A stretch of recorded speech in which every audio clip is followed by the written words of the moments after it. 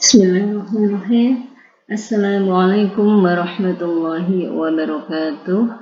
Alhamdulillahirabbil alamin. Allahumma shalli wa sallim ala sayyidina Muhammad wa ala ali sayyidina Muhammad. Allahumma rabbi shrah li sadri wa yassir li amri wahlul 'uqdatam min lisani yafqahu qawli. Amma ba'du. Alhamdulillah. Adik-adik sekalian, bagaimana kabarnya? Mudah-mudahan kita semua senantiasa dalam kondisi sehat walafiat. Pekan sebelumnya kita sudah belajar tentang skeletal muscle ya. Sudah kita pelajari bahwa otot itu ada 3 tipe. Satu skeletal muscle, yang kedua adalah smooth muscle, dan yang ketiga adalah cardiac muscle ya. Berikut ini kita akan belajar tentang smooth muscle atau otot polos. Otot polos ini disebut juga sebagai involuntary muscle. Mengapa? Karena ada tipe otot polos yang bisa bekerja sendiri secara tidak sadar. Ya, jadi berkontraksi, berelaksasi sendiri tanpa ada rangsangan. Atau disebut juga sebagai autonomic muscle. Tadi karena bisa berkontraksi dan berelaksasi sendiri. Atau disebut juga sebagai reflex muscle. Reflex muscle, meskipun tidak ada rangsangan, otot tersebut tetap bisa berkontraksi. Nah, tersebut di bawah ini adalah beberapa organ yang dilapisi oleh otot polos. Apa saja? Uterus atau rahim, vesika urinaria atau kandung kemih, kemudian pembuluh darah atau blood vessel, kemudian gastrointestinal tract atau saluran pencernaan, kemudian mata, paru, dan testis. Ini beberapa organ yang dilapisi oleh otot polos. Oke. Tipe otot polos itu ada 2. Yang pertama adalah multi-unit dan yang kedua adalah unitary. Namanya multi-unit berarti dia terdiri dari beberapa serabut saraf yang bekerja secara sendiri-sendiri. Ya, jadi multi-unit ini terdiri dari beberapa fiber di mana masing-masing fiber itu bekerja secara sendiri-sendiri karena adanya rangsangan saraf. Contohnya apa yang termasuk multi-unit? Contohnya adalah otot ciliaris mata. Ya, otot ciliaris mata. Mata kita, kelopak mata kita apakah bisa berkontraksi sendiri tanpa kita suruh atau tanpa ada rangsangan? Tidak, ya. Jadi misalnya ada rangsangan cahaya yang terlalu kuat, ya, kemudian atau ada debu yang masuk ke mata, maka otomatis kita akan menutupkan kelopak mata kita, ya, karena ada rangsangan, karena itu dia berkontraksi, gitu ya. Nah, hal yang sebaliknya atau keadaan patologis apabila kelopak mata kita ini bisa bergerak-gerak terus, justru ini keadaan yang patologis, ya. Kemudian otot iris itu juga bekerja karena ada rangsangan. Kemudian piloerector muscle yang terdapat pada rambut ini juga termasuk smooth muscle yang tipe multi-unit. Ya. Kemudian tipe otot polos yang kedua adalah unitary. Namanya unitary. Karena itu unitary ini dia tersusun oleh ratusan bahkan ribuan fibers yang berkontraksi secara bersama-sama. Unitary ini tersusun atas ratusan bahkan ribuan fibers, tetapi dia berkontraksi secara bersama-sama dan kontraksinya ini terjadi secara refleks. Antara fibers yang satu dengan fibers yang lain itu dihubungkan oleh gap junction atau syncytium. Atau kadang-kadang disebut juga sebagai desmosum, sama aja ya, gap junction atau desmosum atau syncytium. Ini merupakan penghubung antar serat otot pada otot polos yang tipe unitary, ya. Contoh dari otot polos yang tipe unitary ini adalah visceral smooth muscle.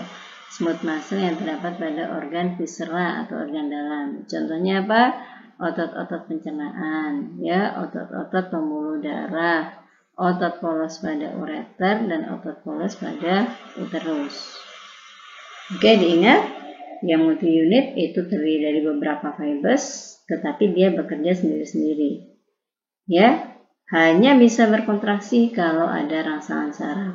Sebaliknya kalau unitary, dia tersusun oleh lebih banyak fibers, tetapi dia berkontraksi secara bersama-sama tanpa ada rangsangan. Jadi kontraksi relaksasinya itu secara refleks. Antar fibers itu dihubungkan oleh gap junction atau syncytium. Oke. Kalau yang multi unit ini sebagian besar terletak pada organ luar, sementara kalau yang unitary ini terletak pada organ dalam, viscera. Ya. Oke, ini gambaran dari dua tipe smooth muscle. Yang pertama adalah multi unit, ini ya sudah kita sebutkan, dia terdiri dari beberapa fibers, di mana masing-masing fibers ini bekerja secara sendiri-sendiri karena adanya rangsangan saraf.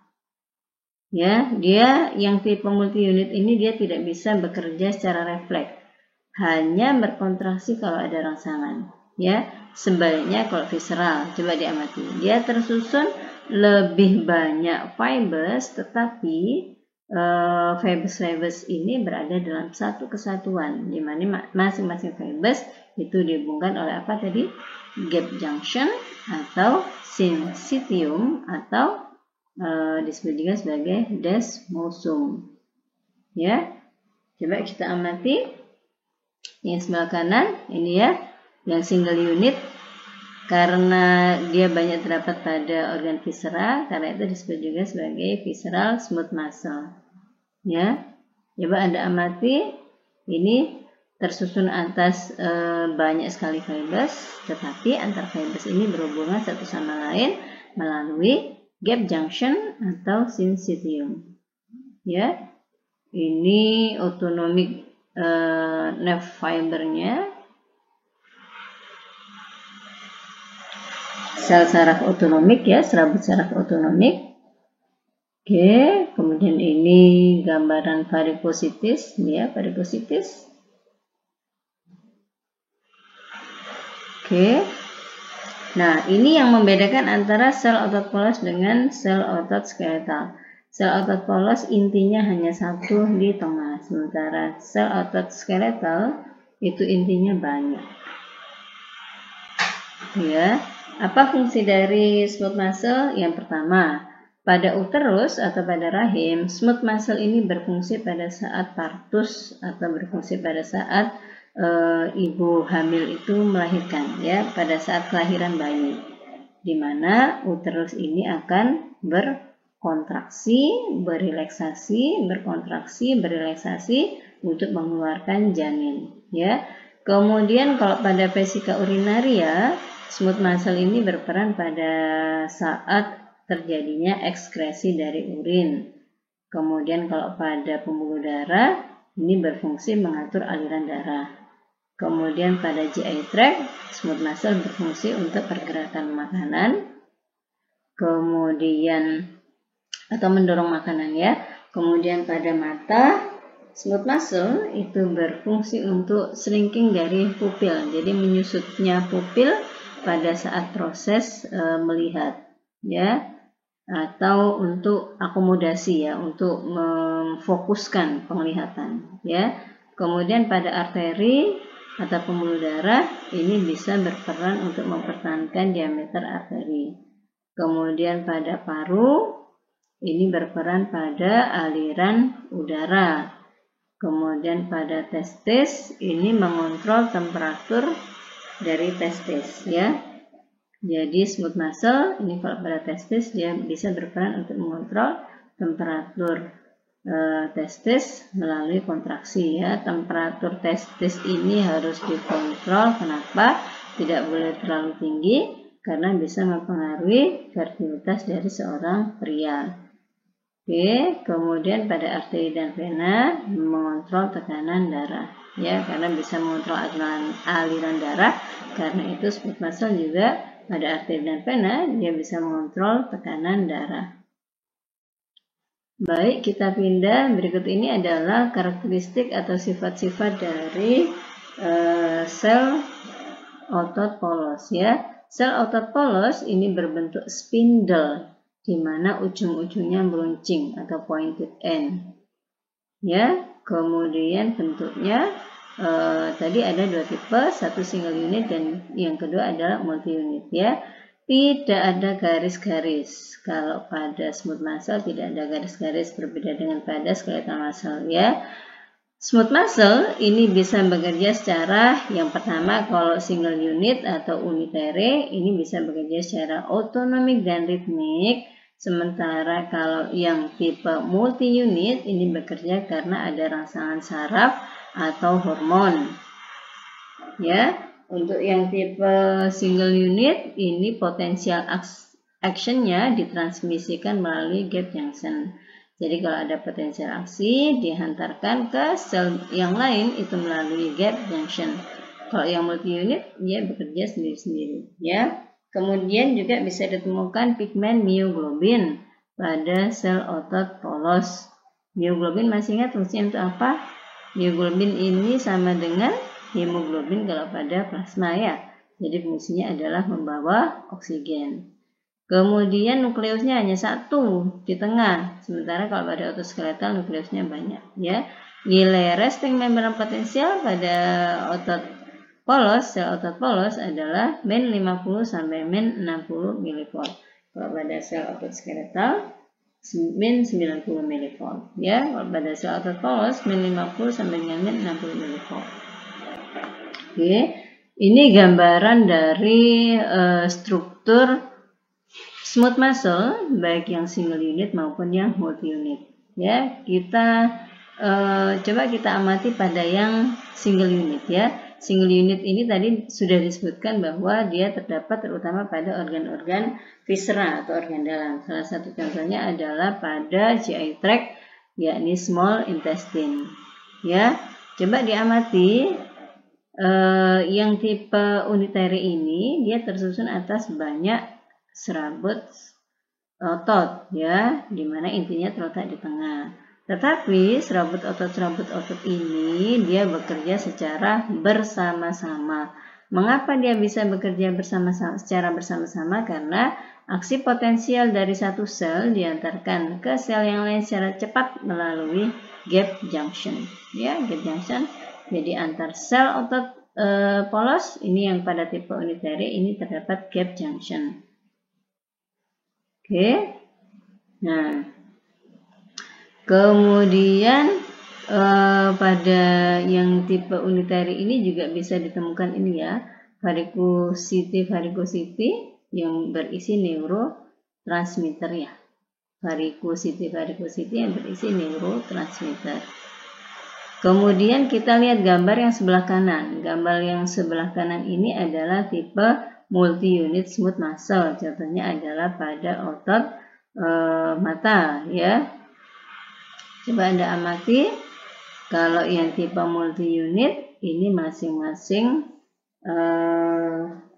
sel bekerja secara sendiri-sendiri ya, berkontraksi sendiri-sendiri, di mana varicosity itu terletak di antara serabut otot ya, di antara sel. Nah, ini di antara sel ya. Kalau yang tipe unitary, varicosity terletak di tepi sel karena sel otot polosnya ini bergabung. Kalau ini tidak bergabung, masing-masing sendiri-sendiri ya. Karena itu masing-masing sel bisa bekerja secara sendiri-sendiri. Karena itu varicosity-nya juga terletak di antara sel. Ya, terletak di antara sel. Oke, kita pindah. Hampir mirip dengan sel otot skeletal ya. Sel otot polos juga disebut sebagai myofibril, di mana myofibrilnya sama juga terdiri dari filamen aktin dan filamen myosin. Apa yang berbeda? Kalau pada otot skeletal masih ingat filamen aktin tersusun atas protein apa aja? 1 aktin, 2 troponin, 3 tropomyosin. Tetapi pada otot polos ini tidak ditemukan adanya struktur troponin.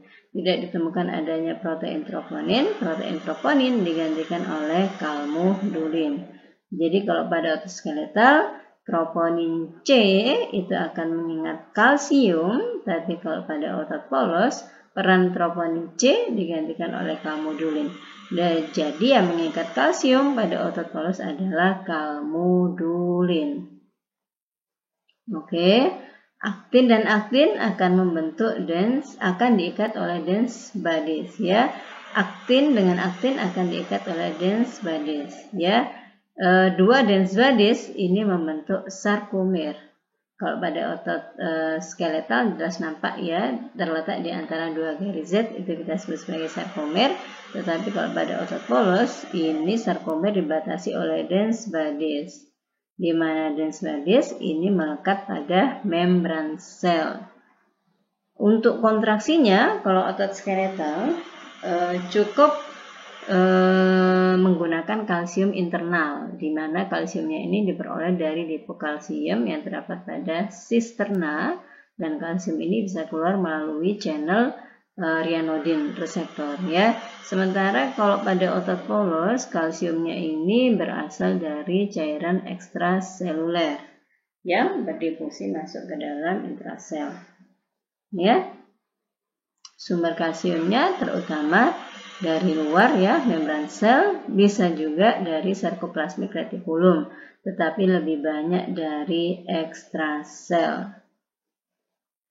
Oke, nah ini gambaran dari sel otot polos secara histologi ya. Ini coba kita, kalau misalnya kita bandingkan dengan sel otot skeletal ya, ini gambarannya berbedanya ya.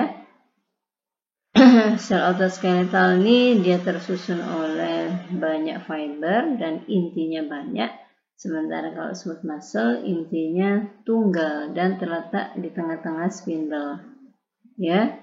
Kemudian pada otot polos ini thick filamennya adalah myosin sama ya. Kemudian thin filamennya adalah aktin sama dengan pada otot skeletal.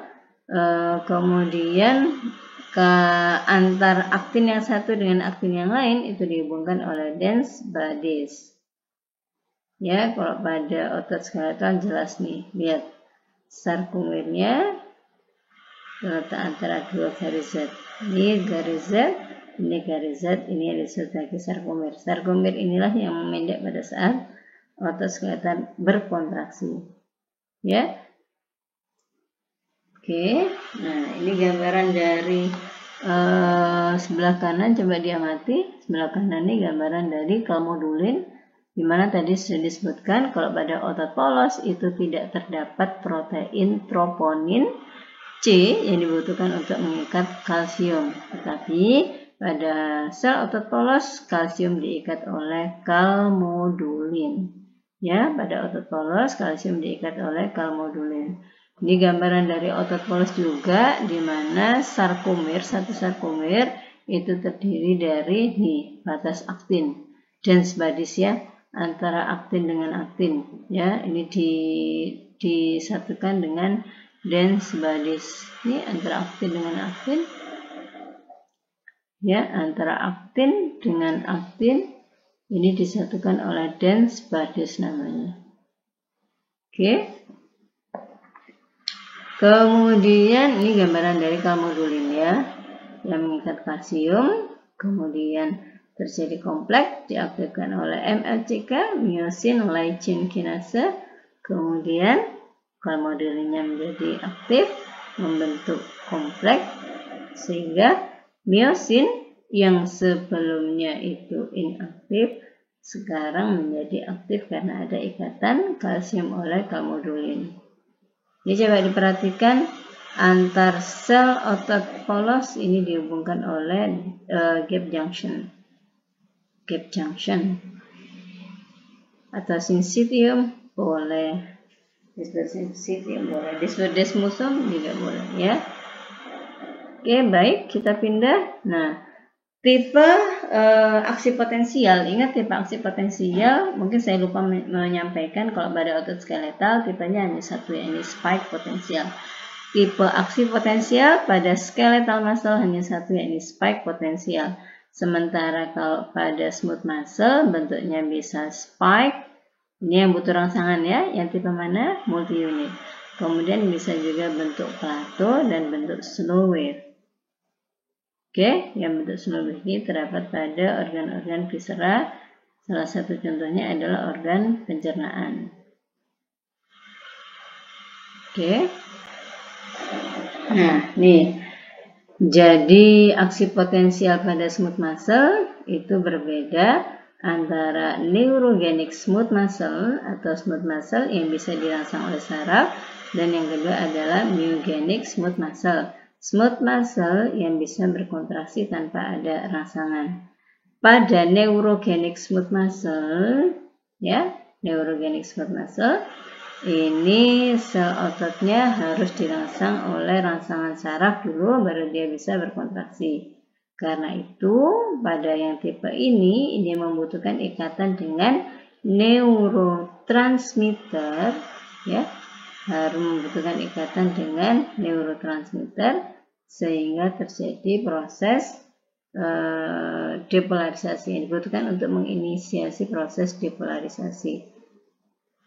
Oke, namanya neurogenik, berarti sel otot polos ini menunggu dirangsang oleh sel saraf atau juga hormonal atau juga mekanik baru bisa berkontraksi. Kemudian yang kedua, tipe yang kedua adalah myogenic smooth muscle.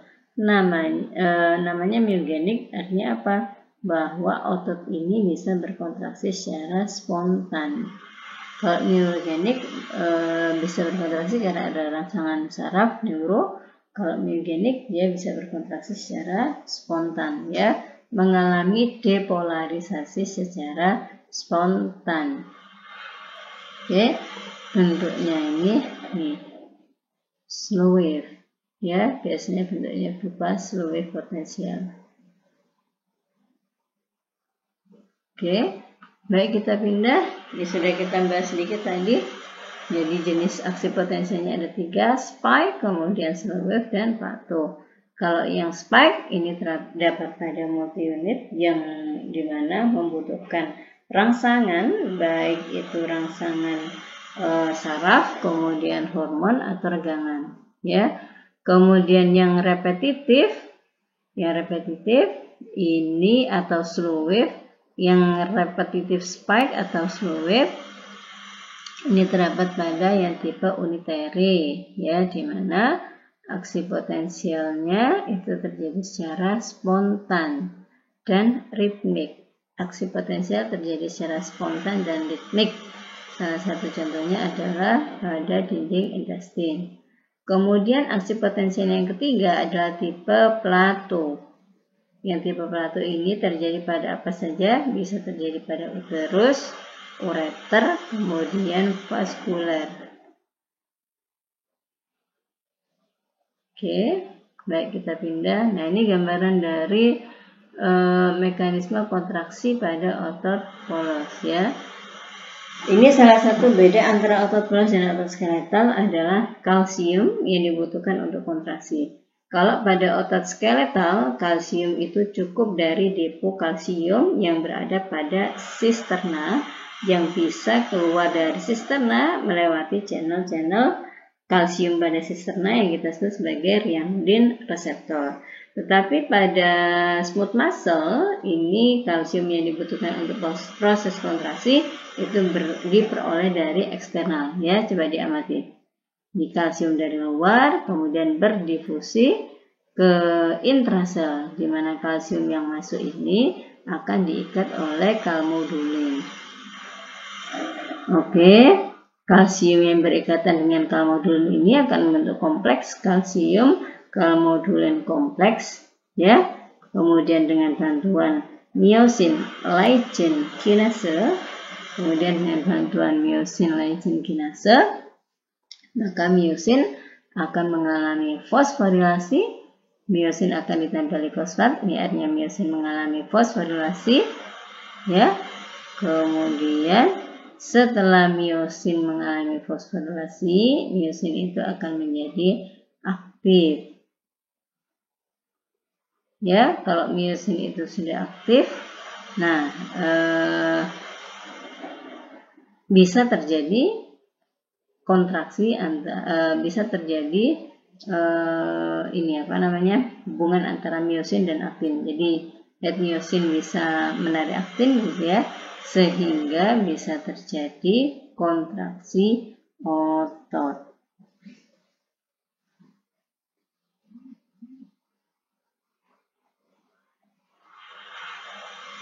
Oke.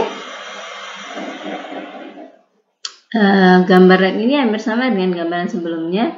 Ini juga menjelaskan tentang mekanisme kontraksi pada otot polos. Ya, tadi sudah disebutkan bahwa kalsium yang dibutuhkan kalau pada kontraksi otot polos itu berasal dari cairan ekstraseluler.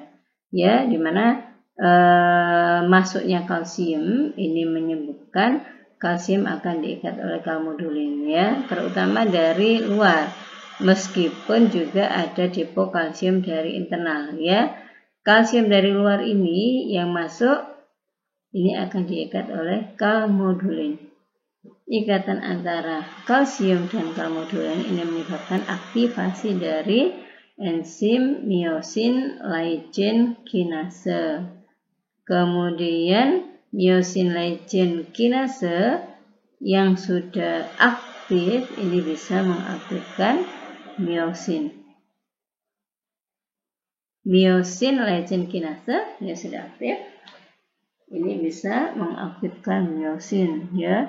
Nah, miosin yang aktif dia bisa menarik aktin sehingga terjadi proses kontraksi pergeseran filamen aktin dan miosin, ya.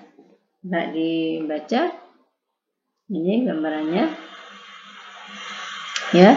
Jadi terjadi peningkatan kalsium pada intrasel karena adanya kalsium dari luar yang masuk, ya. Kemudian kalsium yang masuk ini akan diikat oleh kalmodulin. Oke, ikatan kalsium dan kalmodulin akan mengaktifasi miosin light chain kinase.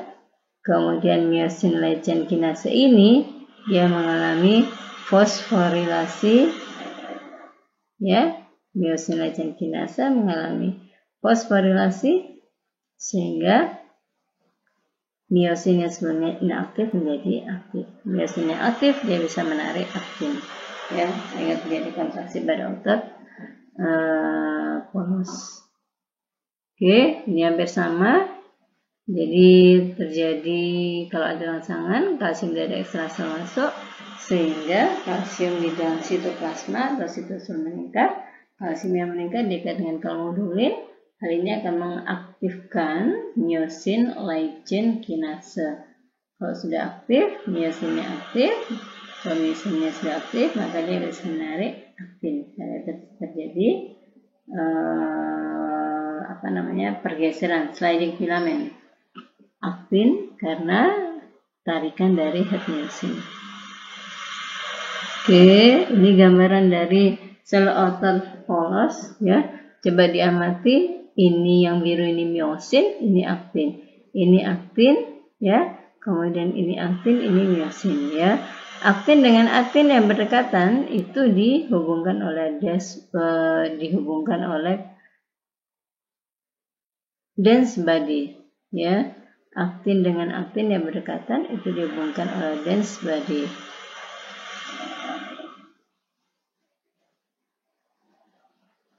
Oke, yang biru ini miosin, yang kuning-kuning ini adalah aktin. Oke. Nah, ini beberapa bahan yang bisa merangsang kontraksi dari otot polos. Apa saja? Epinefrin, norepinefrin, epinefrin dan norepinefrin ini bisa bekerja sebagai neurotransmitter. Bisa juga bekerja sebagai hormon. Kalau hormon, epinefrin dan norepinefrin ini dia bisa dihasilkan oleh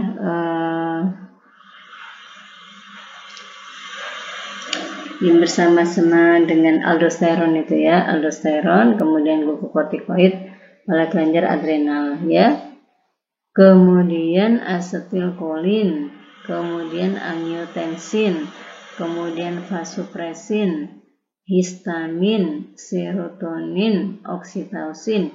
Ini bisa merangsang kontraksi otot polos ya. Khusus oksitosin ini biasanya diberikan untuk merangsang kontraksi otot polos uterus. Dan oksitosin ini dia diberikan sebagai preparat atau obat atau bahan yang membantu proses partus ya. Agar biasanya kalau pada ibu-ibu yang mau melahirkan, kalau misalnya pembukaan jalan lahirnya itu lambat, maka dirangsang dengan memberikan preparat yang berisi oksitosin. Ya, tujuannya adalah agar mempercepat proses kontraksi dan mempercepat pengeluaran janin. Oke, alhamdulillah saya rasa untuk materi smooth muscle cukup di sini. Mudah-mudahan manfaat apa yang kita bahas pada pagi hari ini. Saya mohon maaf kalau ada yang kurang berkenan. Ihdinas siratal mustaqim. Wassalamualaikum warahmatullahi wabarakatuh. Adik-adik, seandainya ada yang kurang dipahami, adik-adik bisa bertanya nanti pada saat kuliah online, atau bisa juga disampaikan by WA atau by email ya. Jangan lupa tetap semangat belajar, tetap jaga kesehatan.